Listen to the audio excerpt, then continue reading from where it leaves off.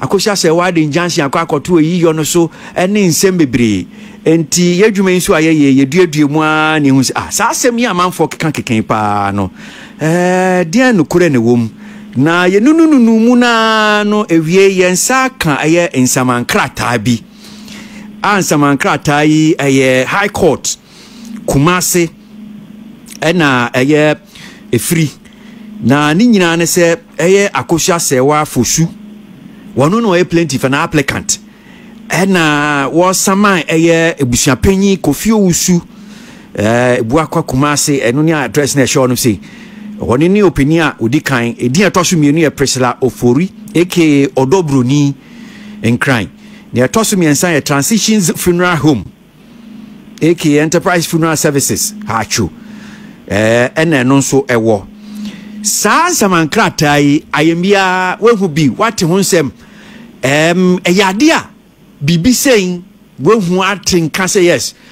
akosha say watu anamo bi sei oh no kwani said o kan ye no samankrata se bi enye tabono bia na yi na ye ba be ye ne so enti let me put it on record say there's no injunction on the final funeral right of the late Daddy Lumba. There's no injunction. Injunction biya naso. Tabunu biya naso. Se jumedia yesi chinaye. Se baso 6 December no. Ya enye ye. As we speak, bibiye diwa isi kwany. Nemum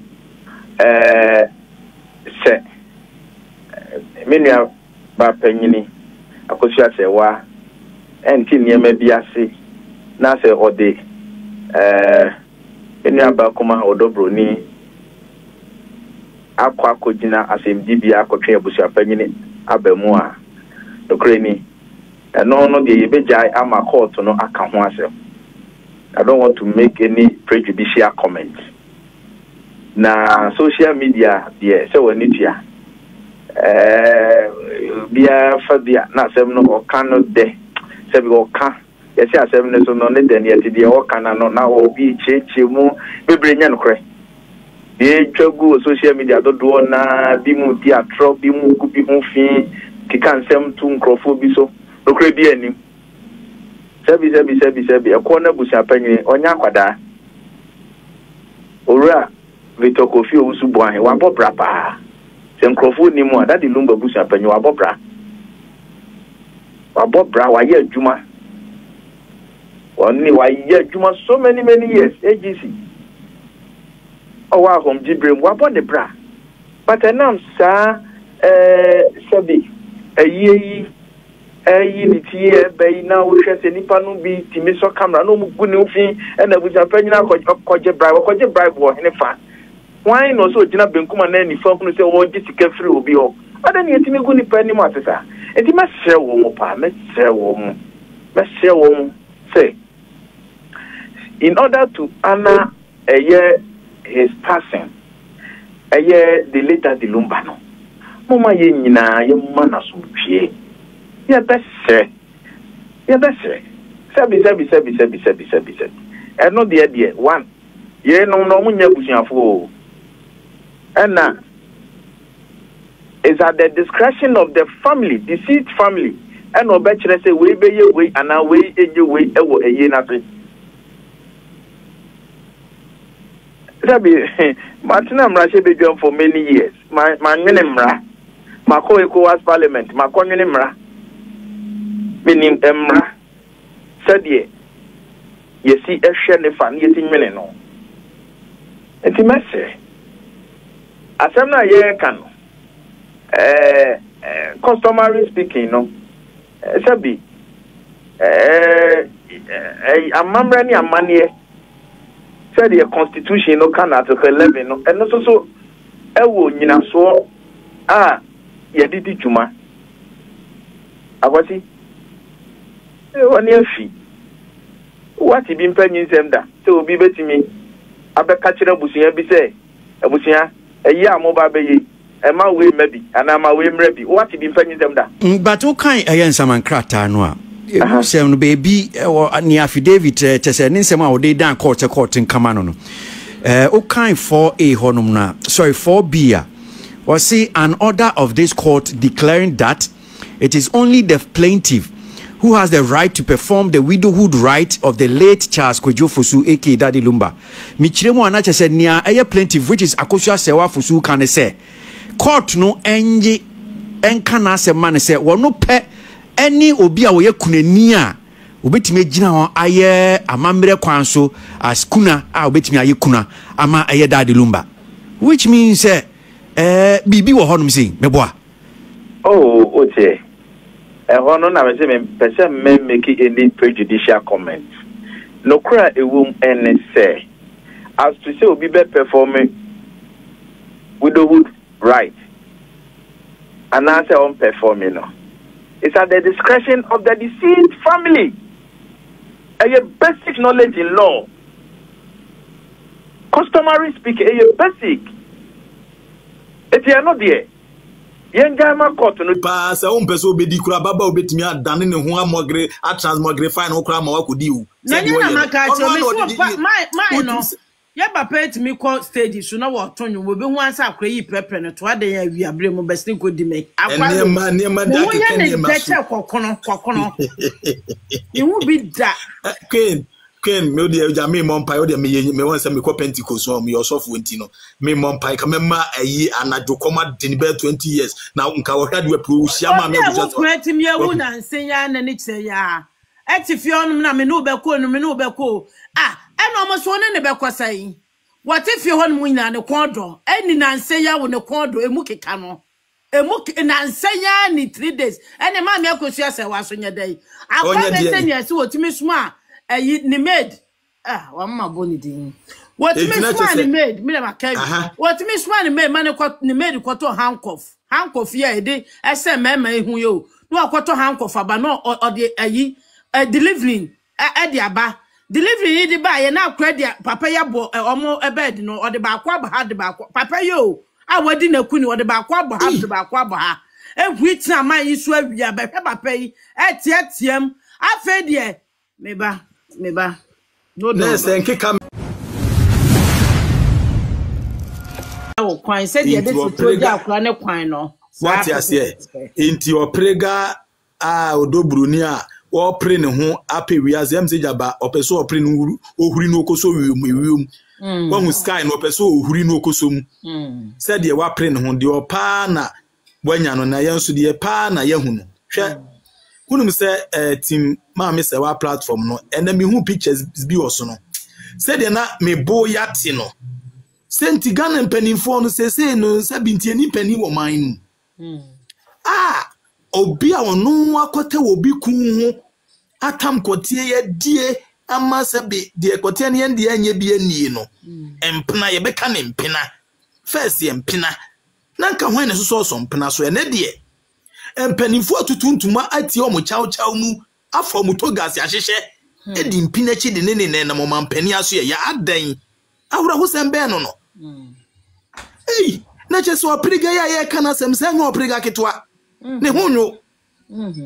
enti chese wotempanimfo na chi so machi ena de omo ye nyina no mo nkai ma me akosua se wa se Lumba kan ye se mo ma mo wura mfi ma mi na wabre enti anum na Lumba boy ni se mpanimfo na e she chaw bogu mu etutugu so ekotena mpanimfo nchan kwa bankesi mu no enti mpanimfo no man kai se nwum no nu nti omo tamu sa empna wa etamu empna wei awo ye frɛ no oprigai ede ni kogina o mampani aso ye se afedi empna no momu no aye oga emo no utimi kɔ abrempɔ nkyɛn sɛ me ye mpna maji obi kun enso me ho ayakɔ no mu ma me kwan na munya me kwan na me nkonko ye yi empna wo kɔ ye yi empna edi ama anadwuma na asɛm ni musio ben na ye namu Ghana ha se de Ghana ye dane amamane ni amane ani edi ye nie sentina obi a wadi MP pen no Collins Ousu amankosa me vulnerable nkan because on kan hu me apietu am akura na me class one teacher akura dan me hu say because me no fi adwene no me de be ya dwuma se suku adwene hu fi adwene nso se suku adwene ni hwa e fi adwene amamra ni amane adwene nso And also sabi you mean to sabi kra calling so man kwai entu ntimi hu nyansa say mami ena oni ni ku abre ne mpena na so ye bi hwe kra papa no mu ne yire ena onu so osi dan na ototo kazima empena bi uta baabi etu emema nyina adwane agya saase ni nyina ne kire se omu ye bi enu ntom so hwe mpanimfo aye afufufu abodwese ne abufufu dwene atwitwa yeti chese amo kire showcase se mabaawa no emaiwa na asisu na anya adwuma bi ada no omumna no menom wo mo signature no mo san to say mabaawa yi se ye bie empena depo mumna na momenom yen na mani awu ama Ghana na mani awu ama mpanimfo no na mani awu no pretty guys how this will be a who press amobo no need onya baba wa ye hu ne mobo yes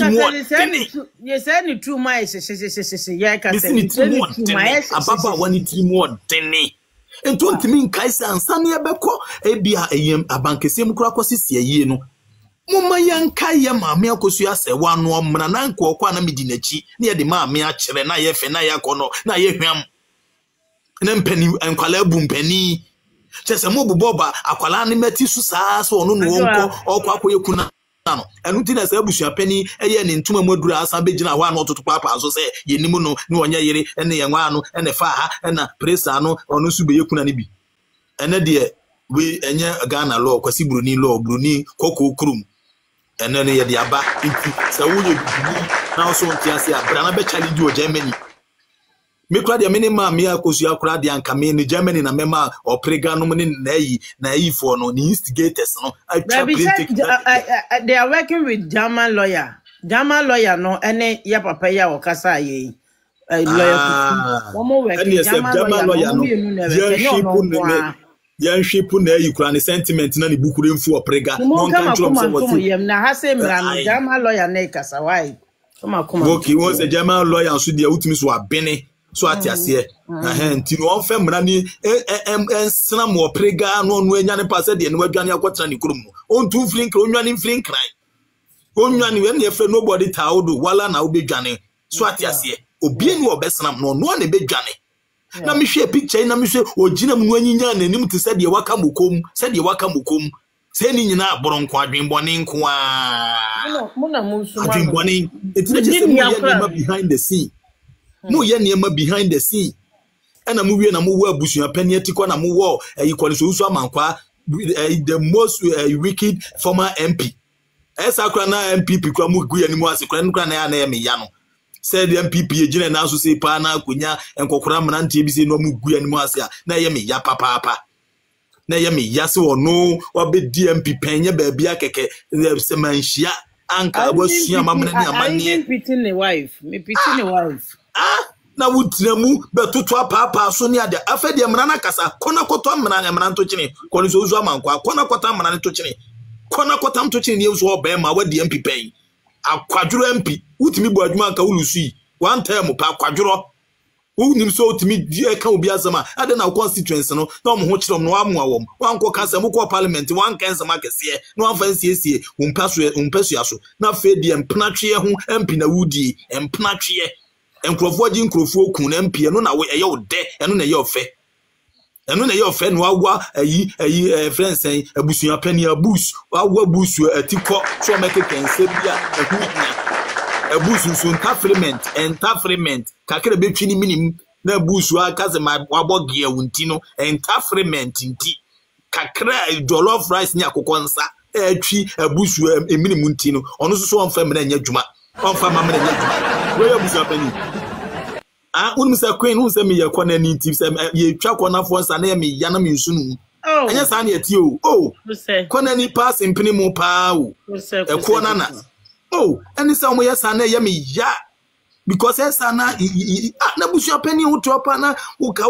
ube frema me akosua na wabana nketokura fufu ama na di wa krokro no bapa obekura fo kan akoma to yam lumba kokura ye wo ho ya di nyankopon mu abebompa ye ayamamna ne amana ma amene kraba ne ho afedie mo pamo ma amene se wonka obi manso mu twa na su nyankopon ti na kwen me say sese ni ebe yere ho aye mpaibɔ ni ye papa ya boni ye digidi aginem na mitimu se mpaibɔ no nyankopon ednam so eye adwuma na de ade wonu no obedi enye de komdo no se wa ma ayi ma ye ma mi awade no wa me pese ma ababa no kra medome no ka ono so ye bebon pa ye ma wade no pa so ati ase ke bebon pa ye no ode na wade no anka 20 years no anka bi hweda so ati ase ka ono anka bi hweda enti queen ye be kan say da so gina ye gina enya dia obi be hurehura yen yensuro be ye nsam mesuro buja yensuro be ye mesuro buja ye be gina mu court no 16 for no me hu ba bi e be kwa ene queen team legal wife me kwa ku gina mu akudutwa pictures ana oprega from the team win ne na ase ko pem ne mo bi ene ka me pe ba bi e wa me kwa me pe bloggers ni a sheda ko twitwa ne ya be kire ni na kokko mu e kwa wo so ko to ho nyina ne apututu okoko aka ene ko titiri ho what is ena man ya mehu so ye mfe tutu ka court e tu ko na apututu na tititutu ne aka cho se drama kekere to de bia ko fa ona kwa de me wo ye mampanyini ohu na no akwa ya koto na ase wo pa to na so akwa ya azankwa unum sa baba wa we pa sa on pese obedi kura baba obetimi adane ne ho amogre a transmogrify no kura ma wa kodi u na nyina maka cho me so my no ya papa etimi call stage so na wo tonyo wo be hu ansa akra yi prepare no to ade ya wi abre mo besi ko di me akwa ne ma da ke ne ma so kokono ihu bi da Ken me odi eja me mompai odi me won say me ko Pentecost so me yourself wenti no me mompai ka me ma ayi anajo koma de be 20 years na nka wo hwade we pro hia ma me go just me ewu na nsenya na ni che ya etifi onum na me no be ko eno mo so ne be kwasai what if you honum nyina ne kodo eni na nsenya wo ne kodo emu keka no na nsenya ni 3 days ene ma me akosua se wa so nya dai akwa be senya se wotimi suma ni made wa mama boni din what me swan ni made me na kai what me swan ni made man ko ni made ko to handcuff ya ede ese mema ehun yo no akoto handcuff aba no ode ayi delivering e aba delivering di ba ye na akwa dia papa ya bo omo bed no ode ba akwa ba ha de ba papa yo awadi na kuni ode ba akwa ba ha de ba akwa ba ha ehwit na man yi so awia ba hwe papa yi etietiem afa die meba no yes enke comment ya bemu ho kakra bia na enke comment enye sa so dem meba nkofo we dia de omo yi meba TikTok for omo yanwu yehu ne yemi eja na ye ni enku ni da binya yi bia omo ye ya no mo de bibia when ni made no so one made nti no satam no so one made na made ne de bra na awia no na make us ye awia kwatie no mama awia edie no ope no ka mebo me say ni made ne ye okoto ye no awo this same mine no awo den ebo empanimu no wono man na gate man de so no ho ntiatiemu gate man na te se made ne do kitchen gate man ne tiatiem ye papa tiatiem awia wish eti gate man say awia mo for de ekoso nyina mo nim wish eti awia bre no ana ye oya na papa esu afedi ye mehwa sem na wie ye nyina ne sakra ne se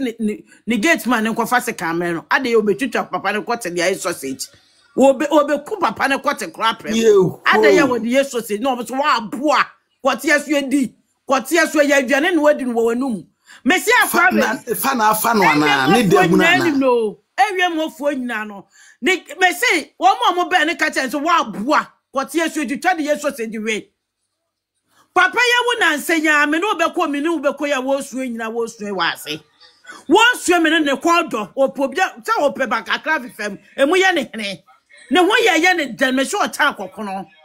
fe na queen yes ya asemu ni adanse ye twa asemu ni de adanse ye se yes woni Daddy Lumba the late etna 17 years ni a na se ya pantemu a 6 aden wo da me ka mo kai me boa ma na mo sre aden se pan entemo a 6 me se papa yi be wuo krampo papa yi be wuo se nyina ye ni papa yi be wuo na ne be ma ho nyina aworo me na me ka to akwa we senti bo da mumu nyime ni